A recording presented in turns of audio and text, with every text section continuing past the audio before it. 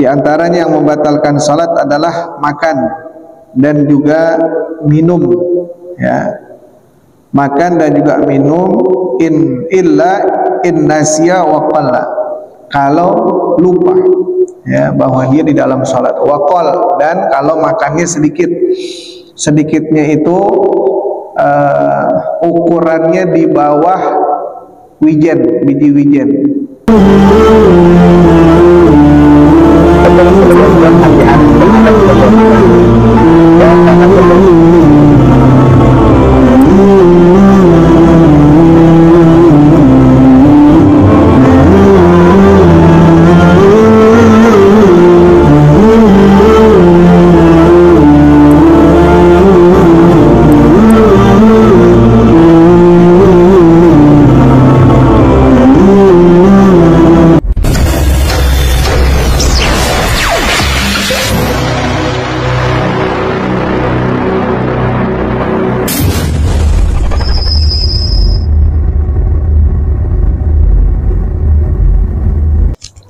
Bismillahirrahmanirrahim. Alhamdulillahirabbil alamin wa bihi nasta'in ala umuri dunya waddin. Wassalatu wassalamu ala asyrafil mursalin imamil muttaqin qaidil gharil muhajjalin sayyidina Muhammadin wa ala alihi wa sahbihi ajma'in. Subhanaka la ilma lana illa ma 'allamtana innaka antal alimul hakim. Rabbi shrah li sadri wa yassir li amri wahlul 'uqdatam min lisani yafqahu qawli. Allahumma anfa'na bima 'allamtana wa 'allimna ma yanfa'una. Allahumma zidna ilman warzuqna fahman. Allahumma nawwir qulubana bil ilmi wal 'amal wa zayyinna bil ikhlasi wa syirki wal khauf wa raja ila Allah. Allahumma lakal hamdu wa ilaikal mushtaka wa antal musta'an wa la hawla wa la quwwata illa billahil 'aliyyil 'azim.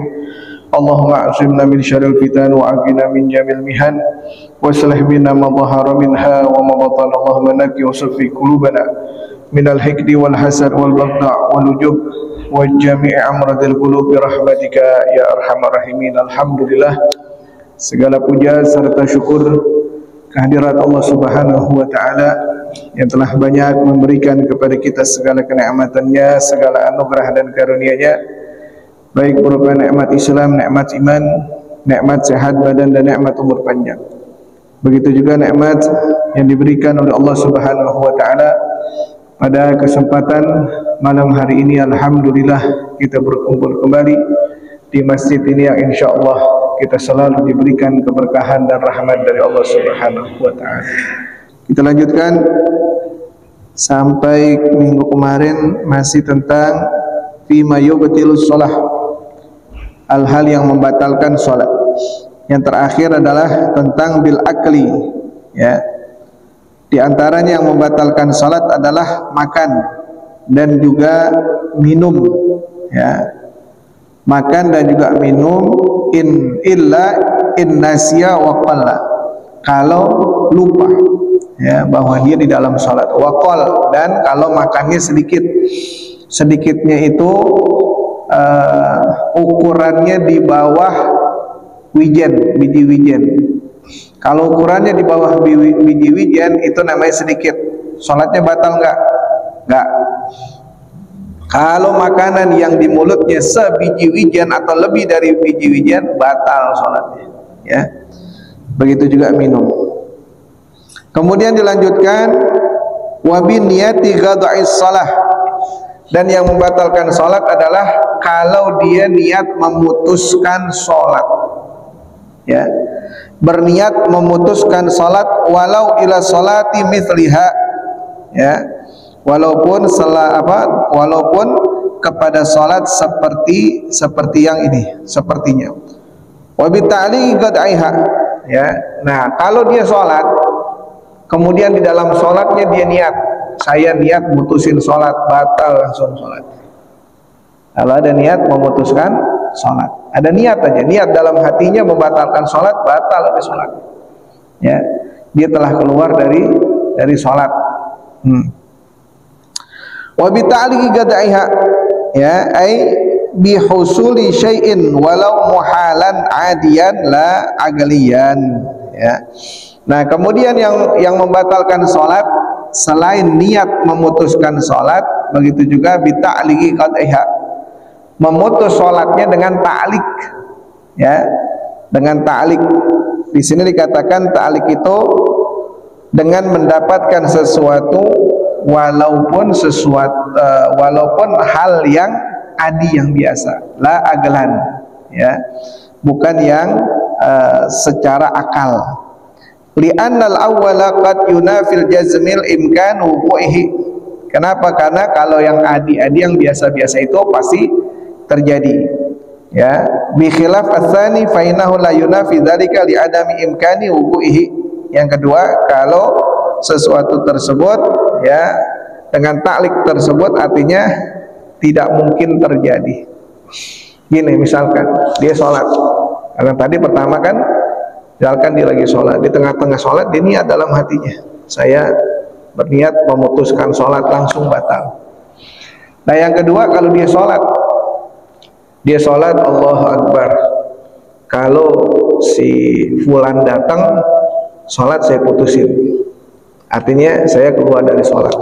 Nah si fulan datang kagak datang, sholat itu putus, sudah batal sholat itu. Taklik itu menghubungkan dengan sesuatu. Kalau yang biasa, kalau yang nggak biasa, ya, di adamil jazmi.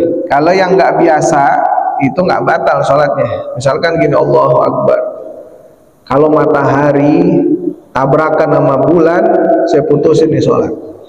Mungkin nggak? Hah? Mungkin nggak?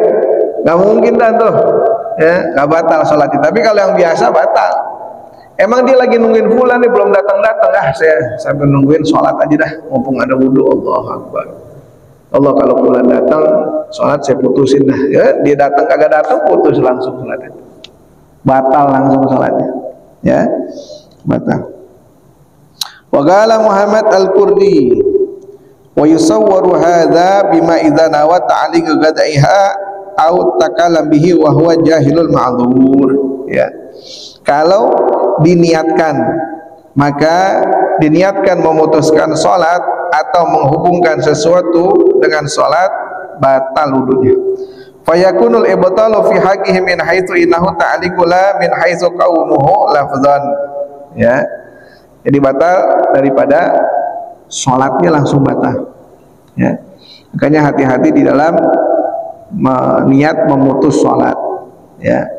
Terus kalau udah putus sholatnya, dia niat, saya berniat memutuskan sholat, keluar dari sholat, batal sholatnya. Terus kalau dia mau sholat lagi, ya niat lagi, takbir lagi, ya, dia niat lagi, takbir lagi. Itu di antara di Safinatun Najah, di sana disebutkan ada beberapa hal diperbolehkan kita untuk memutus sholat. Di antaranya, kalau kita tahu si imam pakaiannya najis. Najis kan nggak boleh dibawa sholat. Imam nggak tahu di belakangnya ada tai burung atau ada apa, dia kagak tahu. Kita tahu, wah, si imam pakaiannya najis, udah batalin sholatnya. Saya niat mutusin sholat, udah batal. Ente ngapain ngikut sampai salam? Sholat ente kagak bakal sah. Sholat imam kagak sah, sholat ente ini kagak sah. Setelah ente batalin sholat, kemudian ente tegur imam, bisikin, baju ente najis, batal sholatnya, batal sholatnya. Kalau dia tahu kalau si imam itu pakaiannya najis, si imam nggak tahu. Dan kalau kita mengetahui diantaranya yang diperbolehkan untuk memutus sholat itu, diantaranya kalau seorang imam itu seorang imam yang umi itu tidak sempurna di dalam membaca huruf-huruf surah Al-Fatihah, ya. Ada huruf di antara huruf surah Fatihah dia nggak bisa sebutin, dot, waladhdallin, dia nggak bisa dot, wala, dotnya diganti jim, wala jolim. Putusin sholat ya, boleh itu putusin sholat, ya. Jangan kalau setelah putusin sholat, jangan ente melaksanakan sholat lagi dulu. Tunggu sholat yang ini selesai, sholat jamaah yang pertama selesai, baru ente sholat lagi. Habis itu bicara sama imam pelan-pelan, nasihatin bahwa tadi diantara salah satu huruf Fatihah itu kurang sempurna bacanya. Nah, kalau emang dia udah dikasih tahu tapi tetap begitu, emang lidahnya udah keras, udah susah untuk diganti, mazur itu namanya, nggak apa-apa. Tapi lebih baik ganti dengan orang yang membaca huruf-huruf Fatihahnya itu bagus, ganti ya, karena Fatihah itu bagian dari rukun sholat, harus sempurna makhraj huruf di dalam surah Al-Fatihah, panjang pendeknya, tasdidnya harus tahu. Kalau surah nggak apa-apa, setelah baca Fatihah kan baca surah. Kalau surah itu bukan bagian dari rukun sholat. Rukun sholat artinya hal yang sangat penting ya, kalau nggak ada salah satu di antara rukun sholatnya kagak sah. Makanya Fatihah itu masuk rukun sholat, surah masuk rukun sholat enggak. Itu baca surah di antara hurufnya masih ada yang nggak bagus, nggak apa-apa, sholatnya masih tetap sah. Nah, yang jadi apa? Yang jadi pertimbangan ini surah Fatihah ini harus benar-benar ya membaca surah Fatihah. Bukan hanya sholat wajib, sholat sunnah juga begitu. Ya, harus dibenerin soal bacaan surah Fatihahnya. Kalau ada sini guru qiraah Al-Quran, guru tajwid, nah itu namanya, minta sama dia diperdengarkan bacaan Fatihahnya ente. Ustaz, tolong dengerin nih bacaan Fatihah saya bener nggak? Baca Bismillahirrahmanirrahim terus gitu. Itu bagus. Kenapa? Karena dia mau merubah lebih baik lagi sholatnya. Jangan udah tahu salah, udah dah biarin aja salah. Jangan begitu terus sholatnya, itu kagak benar terus. Rubah sholatnya jadi lebih bagus lagi, lebih baik lagi. Ya, jangan malu-malu belajar, jangan malu-malu. Kalau ente malu depan orang, tarik aja ustadznya di pinggiran mana kek, di pojokan. Ustadz dengerin nih bacaan Fatihah gitu. Ya, biar bagus, biar benar. Sekali-kali waktu kalau ente jadi imam, orang dengarnya enak. Kalau makhraj huruf Fatihahnya bagus. Cuman kalau huruf Fatihahnya yang nggak bagus, nggak enak didengarnya. Ya, ya yang biasa, yang ngerti, nah ntar akhirnya dia mutusin sholat. Gitu. Karena Fatihah itu bagian daripada rukun sholat. Harus penting itu Fatihah. Ya, harus didengerin dan diperbaharui. Ya. Diperbaharui ini bener gak, tasdidnya bener gak gitu.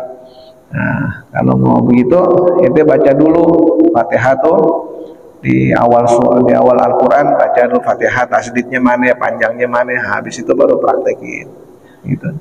Kalau nggak sering dengerin orang yang baca Quran ya, itu yang bagus-bagus tuh bacaan Al-Qurannya, itu boleh ya. Jadi biar tahu letak tasdidnya di mana, yang panjang mana, yang pendek mana. Kalau dia nggak ngerti letak tasdid di huruf yang mana, asal-asalan aja ditasdidin kagak enak. Yang panjang dibaca pendek, yang pendek dibaca panjang, kagak enak lagi. Ya, mungkinan kagak enak tuh Fatihah. Gitu. Jadi harus belajar harus direvisi ya bacaan surah Fatihah kepada orang yang paham membaca Al-Quran. Ya, wabit taraddudi fihi. Ya, dan juga diantara yang membatalkan salat adalah taraddud. Ya, taraddud fihi fi qad'iha, di dalam pemutusan salat. Awil istimrar fiha fatubtilu halan. Taraddud itu bingung. Ya, di sini dikatakan kalau dia bingung di dalam salatnya telah putus atau kagak, atau lanjut. Ini salat udah putus apa lanjut? Batal udah sholat ente. Taraddud tuh bingung apakah sholatnya udah putus atau lanjut. Oh ya, ketika itu batal udah sholat ente. Ya, sholatnya langsung batal. Fatubtilu halan, langsung batal. Limunafatihil jazmil masyrut dawamihi kal iman. Ya, sama seperti keimanan kita. Keimanan kita ini, saya masih ada iman apa udah kagak ada nih iman ya, hilang udah imannya kayak begitu ya, imannya udah hilang. Wal murad bitaraddudi ayatra asyak managid lil jazmi wala muakhadzatu biwaswasi gahari fis shalah, ya. Nah, yang dimaksud dengan taraddad, ragu-ragu di dalam salat, kalau keraguan tersebut ada dan berhubungan dengan yang membatalkan salat. Kalau hanya was-was, enggak. Orang yang was-was salatnya sah enggak sah, terusin dia salatnya, ya. Gitu. Tapi kalau dia was-wasnya di dalam di salat saya udah putus apa lanjut, nah itu udah putus sudah. Mau di was-was nggak was-was putus, ya. Kalau was-was kan kadang-kadang tadi udah ruku apa belum nih, udah ruku apa belum, nah itu kan nggak masuk ke dalam pemutusan sholat, ya, gitu. Itu was-was lagi. Kalau was-was nggak batal, tidak membatalkan sholat. Yang membatalkan sholat itu kalau taraddud di dalam pemutusan sholat. Bi ayyamadhiya ruknun ma'asyaki fi niyati taharrum, ya. Dan juga yang membatalkan salat adalah bi ayyamadhiya ruknun min arkani shalah ma'asyaki fi niyati taharrum, ai fi aslil ityan biha au fi kamaliha au fi munawwi kama law syakka hal nawa dhahran au asran, ya. Nah, yang membatalkan salat selanjutnya adalah berlalunya rukun di dalam takbiratul ihram dia ragu, ya. Dalam takbiratul ihram itu dia ragu, tapi rukunnya udah berlalu.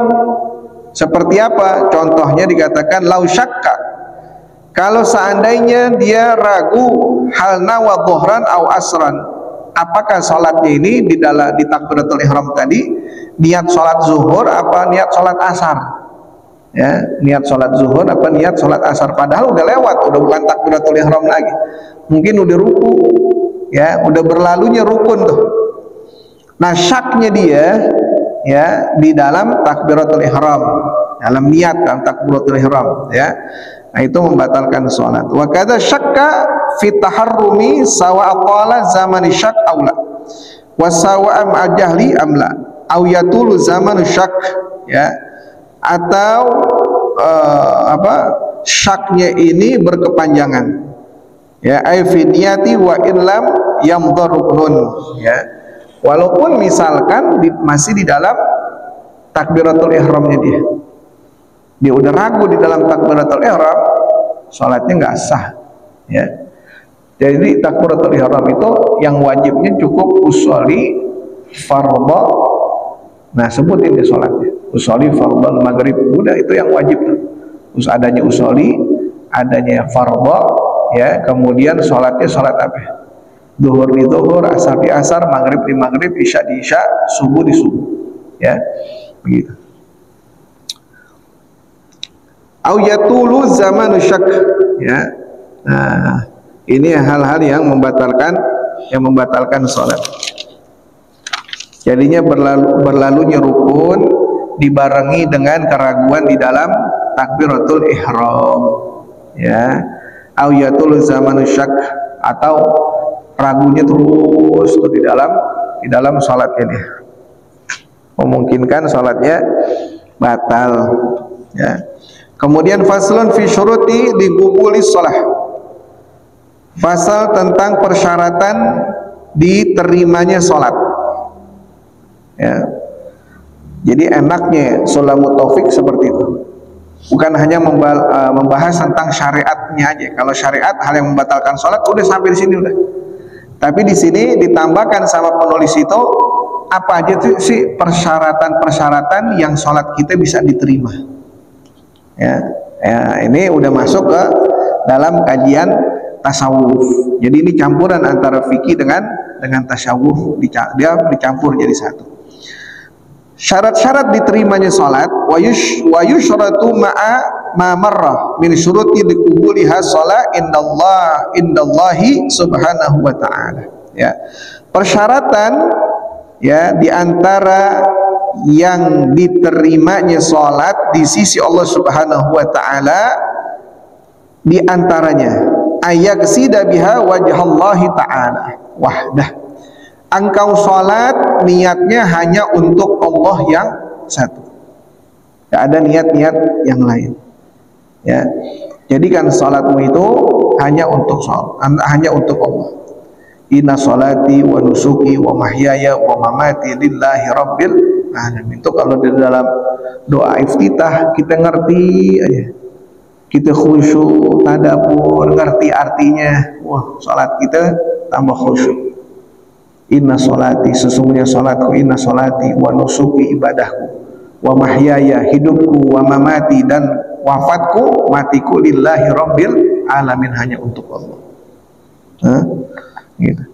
Jadi salat persyaratan diterimanya salat yang pertama, salat itu maksudnya hanya kepada Allah yang satu, tidak kepada selain Allah.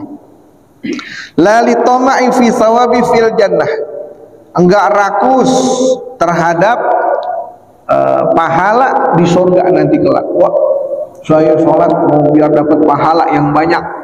Nah, toma ente ya rakus, bukan itu niatnya.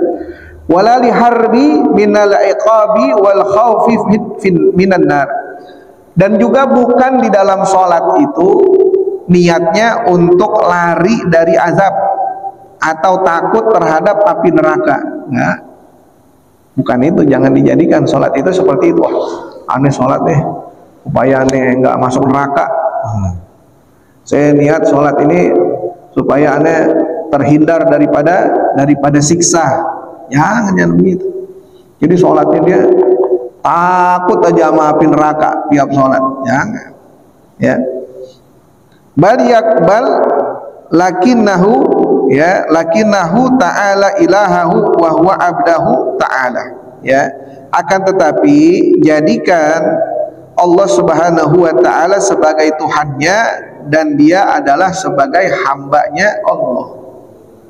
Ya, jadi dalam sholat itu diniatkan bukan karena apa-apa. Enggak, saya sholat untuk Allah karena Allah Tuhan saya dan saya adalah hambanya Allah Subhanahu wa ta'ala. Ya, gitu. Au ayat luba bihas sawab wal jannah, ya, atau dia sholat niatnya untuk mencari, ya, pahala dan juga surga. Au yakhafu minal iqabi binar, atau dia sholat niatnya karena takut terhadap azab di dalam neraka atau siksa di dalam neraka. Au ayyatasharrafa biha wa yunsabu ilaihi ta'ala, ya, atau dia di dalam sholat itu dia merasa terhormat dalam menjalankan sholat, ya, karena sholat itu adalah perintah Allah. Wa yunsabu ilaihi ta'ala, dan sholat ini adalah perintah dari Allah Subhanahu wa ta'ala. Nah, di sini penulis mengatakan fal awwala ala darajatil ikhlas. Kalau ente niat sholatnya hanya untuk Allah yang satu, nah di sini dikatakan itu adalah derajat yang paling tinggi di dalam ikhlas. Sholat nggak ngarepin surga, sholat nggak bukan karena takut terhadap api neraka. Aneh sholat karena sholat ini perintah dari Allah, ya aneh sholat. Urusan saya mau dimasukin ke surga, alhamdulillah. Urusan saya mau dimasukin ke neraka, yaitu urusannya Allah. Yang penting saya udah ngerjain sholat, ya, bukan karena saya sholat supaya dapat pahala atau saya sholat supaya nggak masuk ke dalam neraka. Nah, ini kita ngatur sendiri, ini namanya. Kita jadikan sholat itu sebagai tujuan kita supaya maksud kita berhasil. Apa maksudnya? Supaya nggak masuk neraka. Jangan jadikan seperti itu. Udah itu sholat. Karena sholat itu perintah. Ya, urusan neraka, urusan surga itu urusannya Allah. Ente terima aja udah. Ya. Walaupun orang banyak sholat, kalau Allah mau taruh di mana tempat yang Allah mau, ya udah, mau diapain? Ya. Tapi nggak mungkin orang yang sholat itu mendapatkan siksa dan mendapatkan azab dari Allah Subhanahu wa ta'ala. Nggak mungkin. Apalagi kalau dia sholatnya ikhlas karena Allah Subhanahu wa ta'ala. Ya. Derajat yang pertama, derajat yang paling tinggi. Apa? Engkau sholat karena Allah, ya, karena Allah yang satu.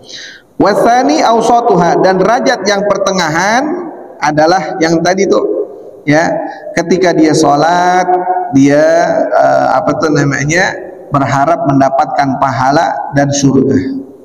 Wasalis adnaha, ya, dan derajat yang paling rendah adalah ketika dia sholat diniat karena takut terhadap siksa neraka.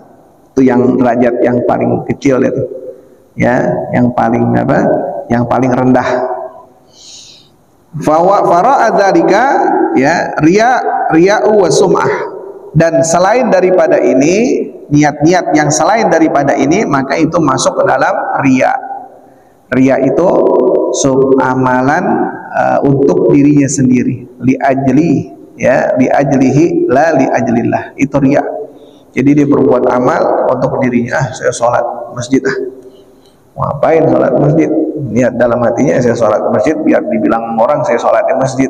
Nah, itu udah niatnya udah bukan karena Allah, niatnya bukan karena mencari pahala atau mencari surga, enggak. Apalagi niat yang paling rendah tadi supaya terhindar dari siksa neraka, enggak. Hati-hati, ya. Niat-niat yang selain daripada ini, katanya penulis, ya, maka itu bisa masuk ke dalam riya dan juga sum'ah. Ini mau sholat di masjid, kenapa? Nah, ini saya baru beli sorban nih, biar orang lihat sorban saya. Mungkin hancur lagi niatnya, ya. Niatnya mungkin hancur lagi. Jangan, ya. Wa ayyakuna ma'kuluhu wa malbusuhu wa musallahu halalan. Dan diantara persyaratan diterimanya sholat adalah makanannya, pakaiannya, dan tempat sholatnya halal, ya. Jadi kalau mau diterima sholat kita, kita mulai periksa makanan kita. Udah mulai makanan yang halal-halal, dari sumber yang halal, minumannya yang halal, pakaiannya yang halal, tempat sholatnya halal. Walaupun dia bawa sejadah, sejadahnya yang halal, ya. Jangan sejadah yang haram. Ada sejadah yang haram, ada. Dia masuk musola, inti kantongin tuh sejadah musola, masukin ke tas, nanti sholat di atas sajadah yang haram lagi, ya. Kan milik orang, punya orang, wakaf. Apalagi kalau dia masuk ke masjid, mungkin itu wakaf orang, nggak boleh, ya, nggak boleh. Tempat sholatnya juga harus halal. Galal Imam Sahal, man lam yakun mata'amuhu min halal lam yakshif an qalbihi hijab. Berkata Imam Sahal mengatakan, orang yang tidak memperhatikan makanannya dari yang halal, maka hijab di hatinya tidak diangkat oleh Allah Subhanahu wa ta'ala. Gak memperhatikan makanannya, apa yang masuk ke dalam mulutnya dia nggak perhatiin tuh. Mau halal, mau haram, mau mubah, syubhat, masukin aja dah. Yang penting kenyang. Hijab dalam hatinya nggak bakal diangkat, ya, tidak bakal diangkat. Wa tasarra'at ilaihil uqubat. Bahkan orang yang tidak memperhatikan makanan dari yang halal, maka azabnya akan sangat cepat untuk dirinya, ya, sangat cepat mendapatkan azab. Wala tanfa'uhu salatahu wala siyamahu wala sadaqatahu. Salatnya enggak manfaat, puasanya enggak manfaat, sedekahnya juga kagak bermanfaat buat dia. Salatnya enggak manfaat, apa tuh namanya, puasanya enggak manfaat, sedekahnya enggak manfaat. Sedekah yang dikeluarin enggak manfaat, ya. Sedekah dari yang haram itu bukan dapat pahala, justru dapat azab dari Allah. Menang apa itu namanya itu, judi online, menang judi online, ya, biar seimbang nih, setengah saya sedekahin buat anak yatim, setengah buat dia. Itu bukan jadi pahala buat ente, jadi azab buat ente, ya. Bukan jadi pahala, jadi azab. Kenapa? Ya, ente dapat dari yang haram, itu mendekularinnya ke arah-arah yang halal, bukan jadi pahala, jadi azab. Justru mungkin cepat azabnya ke ente, ya. Dari apa aja, dari korupsi, dari ngambil hak orang, dari culas, apa aja, ya. Oh, biar seimbang nih antara dosa sama pahala, ya. Dia apa tuh namanya, disedekahin, nggak jadi pahala. Jadi apa tuh namanya? Memilih haram. Ya, ada yang dikisahkan tuh di kitab apa tuh namanya? Lubabul Hadis. Ya, kitab Lubabul Hadis, ada orang ini karena sebab sedekah. Jadi ada orang depan rumahnya ada pohon gede, emang rumahnya dia pohon gede beringin. Di atas ada apa? Ada burung merpati. Ada burung merpati sama anaknya. Ini nggak ada makanan di rumahnya, di istrinya ngomong, wahai suamiku tuh di atas kayaknya ada anak burung tuh, ambil deh buat makanan nih anak-anak kita nih. Diambil, dia naik ke atas pohonnya, diambil anaknya, dipotong tuh anak, halal, makan. Di si ibu burung balik-balik, dia lagi nyari makanan, balik-balik anaknya kagak ada, anak burungnya kagak ada, anak burungnya kagak ada. Dia mau ngadu sama siapa? Untung zaman tersebut zamannya Nabi Sulaiman. Nabi Sulaiman kan tahu sendiri, raja dunia tuh Nabi Sulaiman. Ayahnya Nabi Daud rajanya dunia, semua takluk di bawahnya Nabi Sulaiman. Ngadu sama Nabi Sulaiman, wahai Sulaiman, ini kayaknya anak burung saya dimakan ya emang bawahannya. Emang di bawah apa? Di bawah sarang saya nih ada rumahnya. Ngadu sama Nabi Sulaiman. Nabi Sulaiman panggil tuh orangnya, suruh kemari. Panggil, dinasihati nama Nabi Sulaiman, iya saya tobat, saya nggak mau lagi. Boleh lah. Besok akhirnya masih nggak ada makanan, istrinya nyuruh, baik suamiku naik lagi dah, kayaknya ada anak burung lagi. Oh enggak, saya nggak mau, saya udah janji sama Nabi Sulaiman, saya kagak mau katanya. Udah nggak apa-apa, lagi juga tuh apa tuh namanya, induk burungnya lagi kagak ada. Nabi Sulaiman juga lagi sibuk sama kerajaannya. Udah naik lagi dah. Dia mikir, oh naik lagi dah, naik lagi, diambil lagi tuh anak burungnya, kasih lagi istrinya makan, balik tuh induk burung, dilihat anaknya kagak ada lagi, ngadu lagi sama Nabi Sulaiman. Marah Nabi Sulaiman, ya Nabi Sulaiman marah. Akhirnya ketika Nabi Sulaiman marah, semua kan mau jin itu kan di bawah perintahnya Nabi Sulaiman. Akhirnya Nabi Sulaiman panggil jin yang ada di barat sama jin yang ada di timur, dipanggil ketemu nih. Kata Nabi Sulaiman, ente berdua jagain tuh pohon, ya, jagain tuh pohon, jangan ada yang naik, yang ngambil anaknya si burung ini. Kalau tuh yang punya rumah naik, ente pegang kakinya, gantung tuh di pohon, pegang kakinya, gantung di pohon. Iya, dijagain tuh sama jin, 2 jin jagain situ. Udah 2 jin jagain situ. Nih istrinya masih ngeyel juga nih, nggak ada makanan, wahai suamiku naik dah. Ah jangan deh, saya udah tobat, udah ini udah gak enak saya sama Nabi Sulaiman. Udah naik nggak apa-apa. Gimana ya, mau makan apa anak kita? Udah naik dah. Iya dah naik. Waktu dia mau naik, nih jin udah siap-siap aja megang kakinya. Waktu dia mau naik, di rumahnya ada ngetok-ngetok, tukang minta-minta, asail, tukang minta-minta. Assalamualaikum, saya nggak ada makanan. Suaminya bilang, kasih deh tuh, ngomong sama istrinya di bawah, istriku ada makanan nggak di rumah, kasih tuh. Nggak ada. Suaminya baru mau naik, turun lagi tuh, nggak jadi turun lagi, masuk ke dalam rumah, cari dapur-dapur, ada makanan cuma segenggam doang tuh, lukmah tuh sesuapan doang, cuman tuh doang tuh, satu suapnya nggak ada lagi. Dia ngomong sama minta-minta, saya nggak ada apa-apa, ini cuma sesuap doang nih, kalau ente mau ambil dah. Ya udah ambil dimakan. Dia naik, ketika dia naik nyampe ke atas, nah mempan tuh jin kagak mempan, naik ke atas, ambil tuh anak burung, turun lagi ke bawah, kasih istrinya. Ini si burung ngadu lagi sama Nabi Sulaiman. Wah kurang ngajar tuh jin gitu. Dipanggil tuh jin sini, ente maksiat sama ente nggak nurut sama ente, kata Nabi Sulaiman. Enggak, saya nurut, saya nggak maksiat, saya nggak ngebangkang. Kenapa itu orang bisa naik lagi, kata Nabi Sulaiman. Kenapa itu orang bisa naik lagi? Katanya itu jin begini, katanya itu waktu dia mau naik itu disiap-siap pegang kakinya. Kemudian ada tukang minta-minta, dia ngasih sesuap makanan, nggak ada lagi yang dia punya. Gara-gara dia kasih tuh apa tuh namanya, tukang minta-minta sesuap makanan, Allah kirimin 2 malaikat.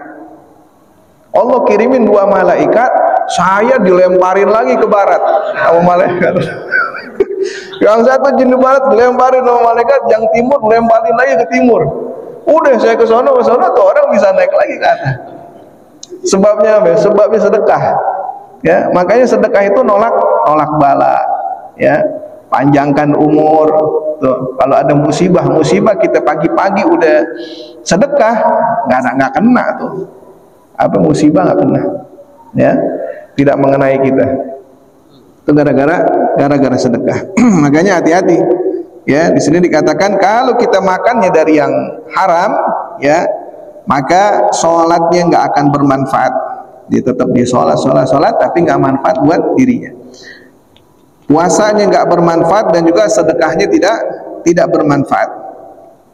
Waqala Syekh Ali Syadhili, berkata Syekh Ali Syadhili mengatakan man akalal halal lan nagalbah waraqa wan nara wa qala naumah. Katanya Imam Ali Syadhili mengatakan siapa orang yang memakan dari hasil yang halal, lan naqalbah, hatinya akan menjadi lunak. Hatinya menjadi lunak. Raqqa, hatinya jadi lembut kalau makan dari yang halal. Wa qala naumuh, dan tidurnya jadi sedikit. Enggak banyak tidurnya jadi sedikit kalau makan dari hasil yang halal. Walam yahjub an hadratillahi ta'ala, dan dia tidak terhijab kepada Allah Subhanahu wa ta'ala kalau makan dari yang halal. Wa man akala ghairal halal ghassa qalbuh, siapa orang yang makan selain dari yang halal, arti yang haram, yang syubhat, dia makan dari yang syubhat, dari yang haram, maka hatinya akan menjadi keras. Wa ghalaba, ya, hatinya jadi keras. Wa azlama, dan suka berbuat zalim, ya. Wa hajjaba an hadratillahi ta'ala, dia terhijab dengan Allah Subhanahu wa ta'ala karena hal yang haram. Wa katsara naumah, dan juga tidurnya banyak, ya, banyak tidur kalau orang makan dari hasil yang haram. Na'udzubillah min dzalik. Insyaallah kita lanjutkan pada pertemuan akan datang. Al-Fatihah bil qabul wa tamami kulli sulum ma'mul salah syam zahiran wa batinan fid dini wa dunya wal akhirah dafiyatan li kulli syarri jalibatan li kulli khair lana wa li walidina wa auladina masyayikhina fil afiyah karimna bi kamil futuh wal muluk wa rusukh wa jasad wal qalbi wa karimna bi kamil ilm wal amal khasyah wal mutaba'ati li rasulillahil azam wal istighna lina sukhtim lana wa lakum husna fi khairil lutfin wa afiyah jamila syamila di khairat dunya wal akhirah. Al-Fatihah.